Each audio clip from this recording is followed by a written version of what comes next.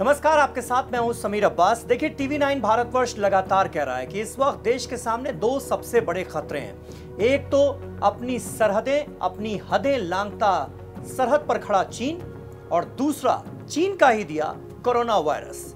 Corona virus का संक्रमण भी अब अलग फेज में जाता हुआ नजर आ रहा है, और ये फेज पहले फेज से ज्यादा खतरनाक है, ये भी विशेषज्ञ मान रहे हैं। लगातार इस पर बड़े बड़े विशेषज्ञों से, डॉक्टरों से हम चर्चा कर रहे हैं, बातचीत कर रहे हैं, और जो नई जानकारियां हैं वो आप तक पहुंचाने की कोशिश कर रहे हैं। री इन्फेक्शन, कोरोना री इन्फेक्शन का मामला एक बार फिर सामने आ रहा है। मुंबई की एक ताजा घटना है। मुंबई में जो 4 हेल्थ वर्कर्स थे, उनमें कोरोना री इन्फेक्शन हुआ है। री इन्फेक्शन यानी वो पहले कोरोना पॉजिटिव हुए, फिर उनका इलाज हुआ, फिर वो ठीक हो गए, और माना जाता है कि जो मरीज कोरोना से ठीक हो चुके हैं उनके अंदर एंटीबॉडीज डेवलप हो जाते हैं, तो उन्हें कोरोना नहीं हो सकता। लेकिन अब ये धारणा जो है ये लगातार विफल होती हुई नजर आ रही है। 4 ऐसे हेल्थ वर्कर्स जो कि कोरोना पॉजिटिव हुए, फिर नेगेटिव हुए, अब वो फिर से कोरोना पॉजिटिव हो गए। और रिसर्च क्या कहती है? रिसर्च ये कहती है कि ऐसे लोग जिनमें दोबारा कोरोना हो रहा है वो पहले से ज्यादा खतरनाक हो सकते हैं। अब समझना बहुत जरूरी है कि हम सभी को बहुत बहुत बहुत सावधान रहने की जरूरत है। ताजा आंकड़े, इस वक्त मैं अभी एक नजर डाल रहा था ताजा आंकड़ों पर, उनको देखने के बाद एक बड़ा सवाल ये निकलकर सामने आता है कि कोरोना महामारी का ब्रेक फेल होता हुआ नजर आ रहा है। अब सरकार कैसे कसेगी नकेल, ये देखने वाली बात होगी। वो समझने से पहले जो ताजा आंकड़े हैं वो जान लीजिए कि 57 लाख केसेस से पार पहुंच गए हैं। अब मरीजों का आंकड़ा, कुल अब तक के मरीजों का आंकड़ा 57 लाख पार हो गया है। बीते 24 घंटों में 86,508 मामले नए सामने आए हैं, लेकिन 87,374 मरीज ठीक भी हुए हैं। ये एक सिल्वर लाइनिंग के तौर पर आप इसे कह सकते हैं कि लगातार छठे दिन ठीक होने वाले लोगों की संख्या कोरोना से ज्यादा है बनिस्बत उनके जो कि कोरोना से संक्रमित हो रहे हैं। अब तक 46 लाख से ज्यादा मरीज ऐसे हैं जो कि ठीक हो चुके हैं, लेकिन चिंता की बात है मौत का आंकड़ा जो बढ़ रहा है। अब आप फिर देखिए, लास्ट 24 आवर्स की अगर मैं बात करूं तो 1129 लोगों की देश के अंदर जान ले ली है इस कोरोना ने। अब सवाल यह होता है कि सरकार क्या कर रही है, प्रधानमंत्री नरेंद्र मोदी इस सिचुएशन को कैसे टैकल कर रहे हैं, क्योंकि ऑपोजिशन पार्टीज की तरफ से भी आरोप लग रहे हैं कि भाई आप जो कोरोना को लेकर जितनी सीरियसनेस दिखाई जानी चाहिए वो नहीं दिखाई जा रही है। ऐसे में वो 6 राज्य जो सबसे ज्यादा इफेक्टेड हैं कोरोना से, उसमें महाराष्ट्र है, आंध्र प्रदेश है, उत्तर प्रदेश है, तमिलनाडु है, दिल्ली है और पंजाब। इनके मुख्यमंत्रियों से, स्वास्थ्य मंत्रियों से कल प्रधानमंत्री नरेंद्र मोदी ने गंभीर मंथन किया, बातचीत हुई। उसमें जो बातें निकलकर सामने आई हैं, प्रधानमंत्री की सोच क्या है इस सिचुएशन को हैंडल करने के लिए, वो जानना आपके लिए जरूरी है। प्रधानमंत्री ने यह कहा कि हमें माइक्रो कंटेनमेंट जोन पर ध्यान देना चाहिए।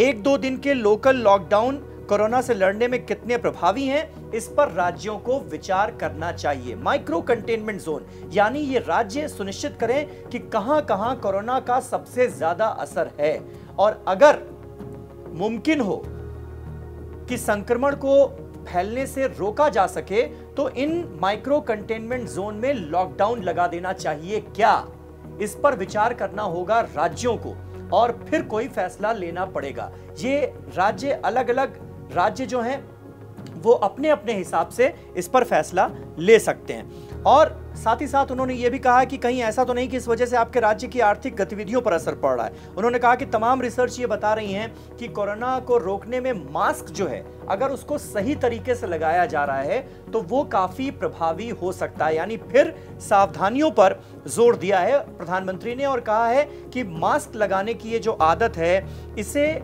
हमें अपनी हैबिट बनाना पड़ेगा अगर हम वाकई चाहते हैं कि कोरोना हमको ना हो। इसके अलावा एक राज्य से दूसरे राज्य में सेवा की सप्लाई बाधित होने से जनजीवन पर खासा असर पड़ता है। ये जो प्रॉब्लम है ये इस वजह से उठाई गई इस मीटिंग में, क्योंकि कई जगहों पर ये दिक्कतें सामने आई कि एक राज्य से दूसरे राज्य में जो जरूरी चीजें हैं उनको ले जाने में थोड़ी दिक्कत आ रही है। खास तौर पर ऑक्सीजन की कमी का भी जिक्र हुआ कि कुछ जगहों पर ऑक्सीजन की कमी होती है, कुछ जगहों पर नहीं है, लेकिन वो जो ऑक्सीजन सिलेंडर की सप्लाई है उसमें दिक्कतें आ रही हैं। तो इस तरह की समस्या ना आए, इसलिए राज्यों की आपसी जो साझेदारी है वो बेहतर होनी चाहिए, इस पर प्रधानमंत्री नरेंद्र मोदी ने जोर दिया।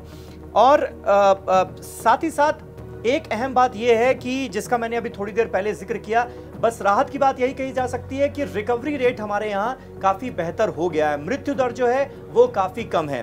पिछले 6 दिन में जो मरीज ठीक हुए हैं कोरोना से, उनकी संख्या संक्रमित मरीजों से ज्यादा है। तो ये सिल्वर लाइनिंग्स भी हैं। अब आती है वैक्सीन की बात, क्योंकि जब तक वैक्सीन नहीं आ जाती तब तक सिर्फ और सिर्फ सावधानी ही इस बीमारी से बचाव है। भारत बायोटेक की वैक्सीन पर लगातार काम चल रहा है। यह भी कहा जा रहा है कि वो लास्ट फेज में है, लेकिन कब पूरा हो पाएगा, कब हम इस पोजीशन में होंगे कि वैक्सीन लोगों को लगाई जा सके, इसके बारे में अभी भी कुछ कहा नहीं जा सकता। जॉनसन एंड जॉनसन जो कि अमेरिकी कंपनी है, वो उसकी तरफ से ये जरूर कहा गया है, खुद डोनाल्ड ट्रंप ने ये कहा है, अमेरिकी राष्ट्रपति ने, कि आखिरी चरण का ट्रायल जो है वो शुरू हो गया है। और इस जॉनसन एंड जॉनसन की वैक्सीन की खास बात यह है कि इसका एक खुराक ही किसी मरीज के लिए काफी होगा। आमतौर पर जो जिन वैक्सीन पर काम चल रहा है उनकी 2 खुराक की बात कही जा रही है, लेकिन इसकी एक खुराक ही काफी होगी, ये कंपनी ने दावा किया है। और कंपनी की जो स्टडी है उसमें 60,000 वॉलंटियर्स जो हैं उन पर टेस्ट किए जाने का प्लान है। तो दायरा काफी बड़ा है, इसलिए उम्मीदें जगाता है। इस बीच आईसीएमआर के जब वरिष्ठ अधिकारियों से हम बात कर रहे हैं तो उनका यह कहना है कि इस देश में आज जो स्थिति है 80 to 85% लोग, यानी 80 से 85% भारतीय आज की तारीख में अति संवेदनशील श्रेणी में हैं कोरोना संक्रमण के लिहाज से। और जो बाकी 15% लोग हैं वो या तो पहले ही कोरोना से संक्रमित हो चुके हैं या फिर उनमें वायरस से लड़ने की अच्छी इम्यूनिटी है, इम्यूनिटी उनकी स्ट्रांग है, इस वजह से वो बचे हुए हैं। नीति आयोग के सदस्य हैं डॉक्टर वी.के. पॉल, उनका यह कहना है कि अगले 3 महीने बहुत ज्यादा क्रूशियल हैं। अगर सावधानी नहीं रखी गई तो भारत के 85% जो लोग बचे हुए हैं वो भी इसकी चपेट में आ सकते हैं। संख्या बहुत ज्यादा हो सकती है कोरोना संक्रमितों की। तो लबोलुआब ये है कि बहुत ज्यादा सावधान रहने की जरूरत है। आप शुरुआती दिनों में देखिए कि हम लोग कितना सावधानी बरतते थे। अगर किसी सोसाइटी में एक कोरोना पेशेंट निकल जाता था तो पूरी सोसाइटी सील हो जाती थी। आज की तारीख में ये सारी चीजें मुमकिन नहीं हो पा रही हैं क्योंकि संक्रमित मरीजों की संख्या बहुत ज्यादा है। ऐसे में हमारी आपकी जिम्मेदारी बहुत ज्यादा बढ़ गई है। हमें न सिर्फ खुद को बल्कि अपने आसपास रहने वाले लोगों को, परिवारों को कोरोना से बचाना है। ये बिल्कुल ठानना पड़ेगा हमें, ये दृढ़ संकल्प करना पड़ेगा हमें कि सावधानी बहुत ज्यादा जरूरी है। सोशल डिस्टेंसिंग और मास्क अच्छे से लगाना है, सोशल डिस्टेंसिंग अच्छे से करनी है, इस नियम का बहुत अच्छे से पालन करना है अगर कोरोना से बचना है तो। लगातार रेगुलर अपडेट्स कोरोना से जुड़ी हुई हम आपको टीवी 9 भारतवर्ष पर देते रहेंगे आगे भी, क्योंकि हमें फिक्र है आपकी। नमस्कार।